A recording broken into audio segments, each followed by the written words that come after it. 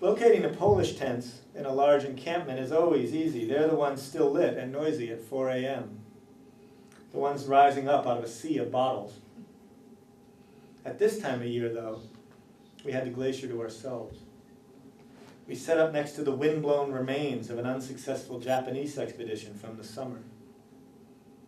At 3,500 meters, there was already 60 centimeters of new snow. Inside the main tent, Kozniak hung smoked meats and salamis he brought from home. As the interior warmed, the salamis dripped fat on whoever was beneath them. The camp was centered on a glacier forested with ice towers. Every so often, we'd kick up out of the snow an old tent peg or film canister. In the areas surrounding our doorways, cleared down to the ice, crevasses opened and shut slowly like giant clams. The whole assembly was drifting away from the mountain a few inches a day with the movement of the glacier. The shortened days made everything harder. By 3, the sun was behind the ridge and the temperature fell off the scale. Fingers became wood blocks and noses clogged with frost. We huddled in our tents eating pasta and salami with loaves of chapati that were full of sand that the local monopolist leavened into the flour to increase its weight. The Sherpas requested the water we drained from our pasta and drank it from small wooden bowls they pulled from their coats. Kozniak, when not working, spent his time reading to us aloud from something entitled Rain of Blood about Idi Amin's dictatorship. From this, we learned that Amin kept his ex-wife's severed heads in his kitchen freezer in order to keep his current wife in line. We believe it's better to acclimatize by working hard and stressing the body. Only multiple ascents at these altitudes can teach you how you're really doing. The first few times, every sensation feels abnormal, and the body is sustaining such a beating that it's hard to judge how poorly it's adjusting. To get to Camp 1 at 5,500 meters, we had to negotiate a maze of ice falls. We left on schedule at midnight, the advance team having already pressed on ahead, with Kozniak as leader bringing up the rear to better follow the progress of the entire group spread out ahead of him. Telephone reception is now much better than it used to be. So even in the high valleys, blackout periods last days rather than weeks, and Agnieszka had managed to get through to me at base camp before our first acclimatizing climb. She'd worked me like a strop while I turned to the tent wall and strove to ignore the jeers and the jokes from Kozniak and Nowakowski. She said she was happy it had gone well so far, but I could hear in her voice the steeliness that derived from the extent to which she'd already disappointed herself. I asked after everything at home, and she said that the night before, she'd been to a dinner party at which all of the wives had wondered what it was like to love someone so often away and always at risk of never returning. She said she got so fed up that she finally started answering, "Why? Have people died doing that?" She said it was worse than when she met climbers, and they asked if she climbed, and then seemed to believe that she couldn't register the change in their expressions when she answered no. "Are you there?" she asked.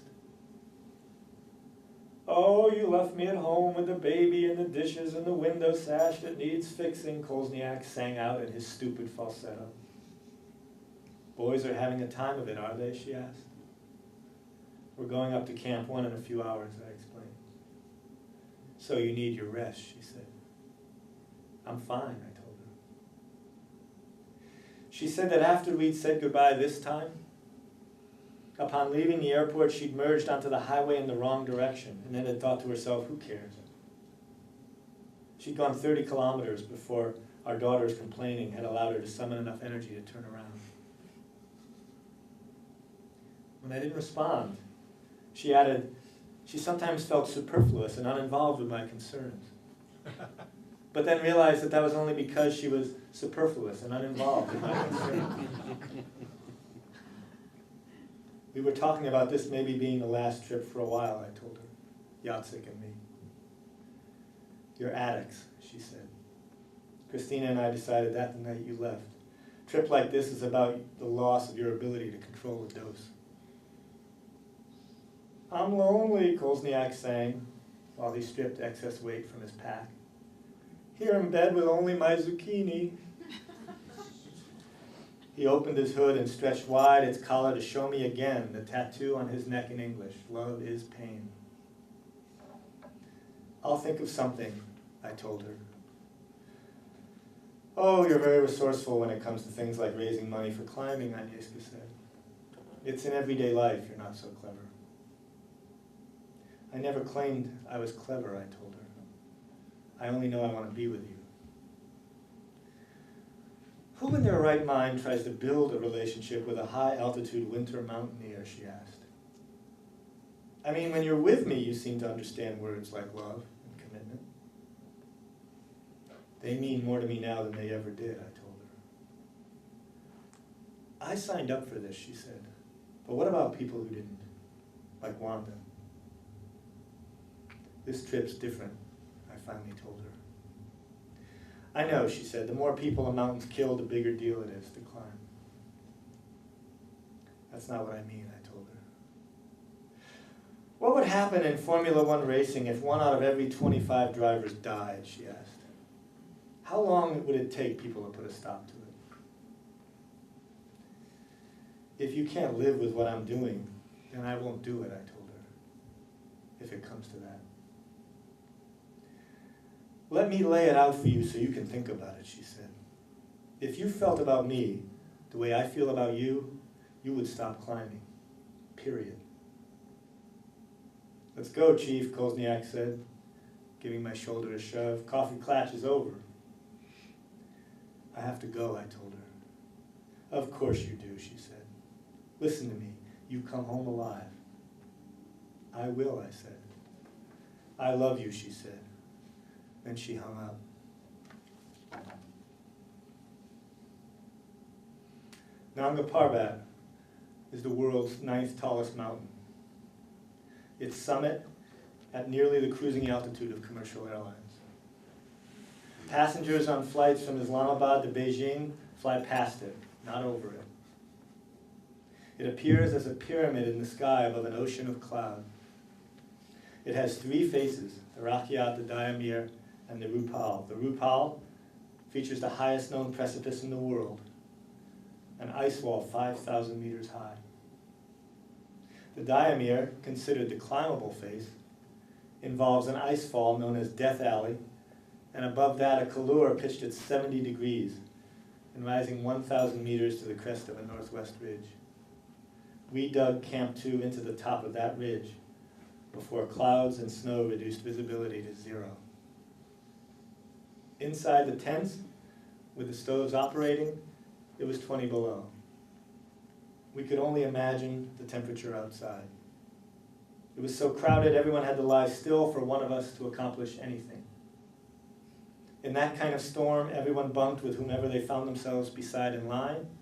So Kolzniak, Bienek, and I took turns every few hours going outside to relieve the strain that the heavy accumulations were putting on the sides of the tent. Once he was settled, Bienek struggled with his camera, which was refusing to work because of the cold. His wrist alarm went off, and his little boy wished him another good morning.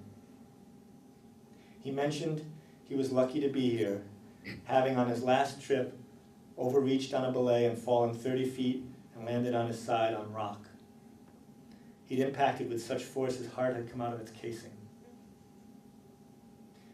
You know what they say, Kolzniak said from the darkness on the other side of the tent? Good judgment comes from experience, and experience comes from bad judgment. The snow's weight made the tent's sides and embrace. We augured out more space by crossing our arms and twisting our torsos. Then Kolzniak enforced some quiet, since we had to be up at 2 a.m. for the next push. Before I fell asleep, I could hear him eating jam from a little jar with a spoon. I think I'll stop there. Thank you.